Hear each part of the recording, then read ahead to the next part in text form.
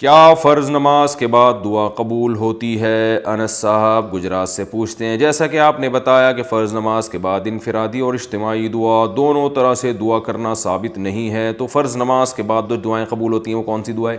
حدیث میں آتا ہے کہ سب سے زیادہ دعا جو قبول ہوتی ہے فرض نماز کے بعد ہوتی ہے، لیکن دوسری حدیث میں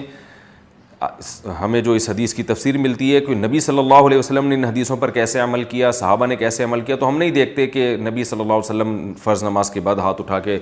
دعائیں مانگا کرتے تھے، یا صحابہ کرام میں یہ معمول تھا جیسے ہمارے ہاں مسجدوں میں معمول ہے، یہ رواج نہیں تھا۔ تو بلکہ ہمیں حدیث میں وظائف ملتے ہیں کہ آپ صلی اللہ علیہ وسلم فرض نماز کے بعد آپ نے ترغیب دی اللہم انت السلام پڑھنے کی، اللہم لا مانع لما اعطیت ولا معطی لما منعت ولا ينفع ذا الجد منک الجد، یہ وظائف ہیں جن کو دعا کہا گیا ہے۔ جیسے مسجد میں داخل ہونے کی دعا ہے نا، تو ہے تو وہ دعا، اب یہ نہیں کہ آپ ہاتھ اٹھا کے دعا مانگنا شروع کر دیں، بلکہ وہ وظیفہ ہے۔ جب آپ مسجد میں داخل ہوں گے درود شریف پڑھ کے اللہم افتح لی ابواب رحمتک، اس کو دعا کہا گیا ہے، تو یہ قبول ہوتی ہے۔ مسجد سے نکلنے کی دعا، اذان کے بعد کی دعا اللہم رب ہذہ الدعوۃ التامہ، تو اسی طرح نمازوں کے بعد کی دعائیں جو ہیں وہ مقرر کلمات ہیں، منقول کلمات ہیں جو آپ صلی اللہ علیہ وسلم پڑھا کرتے تھے، چونکہ صحیح حدیث سے یہ بات ثابت ہے کہ آپ صلی اللہ علیہ وسلم فرض نماز کے بعد اللہم انت السلام کے بقدر بیٹھتے اور پھر کھڑے ہو جاتے، تو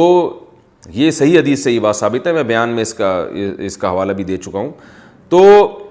اور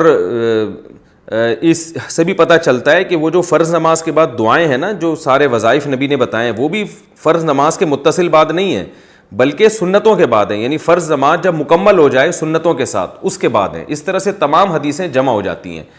تو کیونکہ دوسری حدیث میں آ رہا ہے کہ آپ اللہم انت السلام کے بقدر بیٹھتے تھے،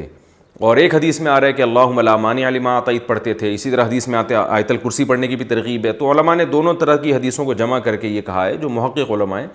کہ فرض نماز کے بعد آپ اللہم انت السلام کے بقدر دعا مانگیں، یعنی اللہم انت السلام پڑھیں، یہ خود دعا ہے، اس کے بعد آپ سنتیں پڑھیں، پھر اس کے بعد باقی تمام وظائف آپ کمپلیٹ کریں، اور پھر آپ اگر ہاتھ اٹھا کے دعا مانگنا چاہیں تو جائز ہے، اس میں کوئی حرج نہیں ہے۔ فرض کے بعد جب ہاتھ اٹھا کے پابندی سے لوگ دعا مانگتے ہیں تو لوگ اس کو نماز کا حصہ سمجھتے ہیں۔ جب آپ سنتوں کے بعد اخپل طریقے سے دعا مانگیں گے تو وہ تو مانگیں، جتنی مرضی مانگیں، اس کو لوگ سنت بھی نہیں سمجھتے، وہ جائز ہے، اس میں کوئی حرج نہیں، بشرطے کہ وہ بھی اجتماعی نہ ہو، کیونکہ اجتماع کے لیے ثبوت چاہیے۔ کبھی کبھار اجتماعی ہو جائے وہ تو فرض کے بعد بھی ہو سکتی ہے، کبھی کبھار لوگوں کو تعلیم دینے کے لیے، معمول بنانا ٹھیک نہیں ہے، تو ہم معمول کے خلاف ہیں کہ اس سے لوگ اس عمل کو سنت سمجھتے ہیں۔ اور فقہا نے بھی اس کا تذکرہ نہیں کیا اس دعا کا، بلکہ اس کے خلاف تذکرہ کیا ہے۔ فتاوی عالمگیریہ جو فقہ حنفی کی مشہور کتاب ہے، اس میں صاف لکھا ہوا ہے کہ امام کو چاہیے کہ نماز کے بعد اللہم انت السلام ومنک السلام تبارکت یا ذا الجلال والاکرام اتنی دیر بیٹھے اور پھر کھڑا ہو جائے۔ وہاں بھی یہ نہیں ہے کہ دعا مانگے ہاتھ اٹھا کے۔ تو ہماری جو عربی فتاوی ہیں ان میں بھی یہی لکھا ہوا ہے، اور قرآن یعنی احادیث میں سے بھی یہی بات ثابت ہے،